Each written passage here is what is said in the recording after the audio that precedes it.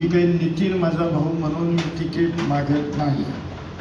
माझी विनंती आपल्याला आहे, पक्ष राष्ट्रवादी काँग्रेस चिन्ह घड्याळ, की ज्या घड्याळाला आणि ज्या पक्षाला या जिल्ह्यानं 99 पासून दादा साथ दिली, काय वाटल ते झालं, कुठल्याही अडचणीच्या क्षणी हा पक्ष किंवा या जिल्ह्यातली जनता पक्षाच्या पाठीशी ठामपणाने उभी राहिलेली। म्हणजे तुमच्या पुणे जिल्ह्यानं सुद्धा एवढं यश राष्ट्रवादीला दिलं नाही, एवढं भरभरून प्रेम तुम्हावर आणि पक्षावर हे या जिल्ह्यानं केलेलं आहे। आणि आज सुदैवानं आपण चव्हाण साहेबांचा फोटो हा त्या ठिकाणी आपलं दैवत, आपली प्रेरणा, आपलं आधार म्हणजे आदरस्थान म्हणून आपण चव्हाण साहेबांचा फोटो, आणि हा सुदैवानं चव्हाण साहेबांचा जिल्हा आहे, चव्हाण साहेबांच्या विचारांचा हा जिल्हा आहे। त्यामुळे या ठिकाणी चुकीचे वावगे विचार हा जिल्हा आणि या जिल्ह्यातला कार्यकर्ता कदापिही खपवून घेत नाही। ही वस्तुस्थिती आहे। जी भावना माढ्यातल्या आमच्या कार्यकर्त्यांनी किंवा नेत्यांनी मांडली ती वस्तुस्थिती आहे की दादा एवढा प्रचंड त्रास आपल्या कार्यकर्त्यांना खटाव, मान, पलटण सारख्या तालुक्यामध्ये दिला जातो की अक्षरशः म्हणजे जातीवाचक ह्याच्यावरनं सुद्धा गुन्हे दाखल होतात आणि कार्यकर्त्यांना खोट्या खोट्या केसमध्ये त्या ठिकाणी तुरुंगात टाकलं जातं आणि प्रचंड वर्ण प्रेशर।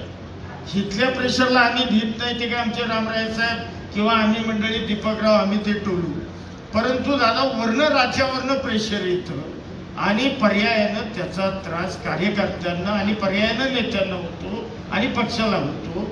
ही गोष्ट आपण या निमित्तानं कार्यकर्त्यांची समजून घ्या अशी माझी आग्रहाची विनंती आहे।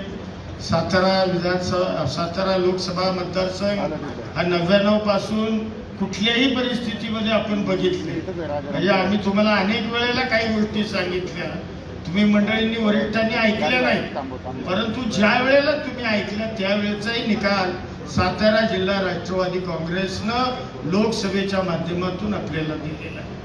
त्यामुळं माझी विनंती आहे, कारण हे बघा राष्ट्रवादी काँग्रेसचं बलस्थान हा पश्चिम महाराष्ट्र आणि आजची परिस्थिती बघितली, जे मला कार्यकर्ता वाटतं म्हणून मला वाटतं ते मी बोलतो।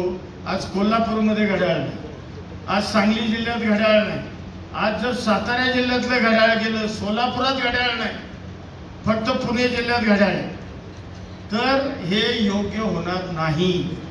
ही याची गंभीर्यानं आपण म्हणतो। घड्याळ साताऱ्याचं, ज्या सातारनं हा पक्ष रुजवला, वाढवला, प्रचंड म्हणजे प्रतिकूल परिस्थितीत या जिल्ह्यानं तुम्हाला पक्षाला साथ दिली।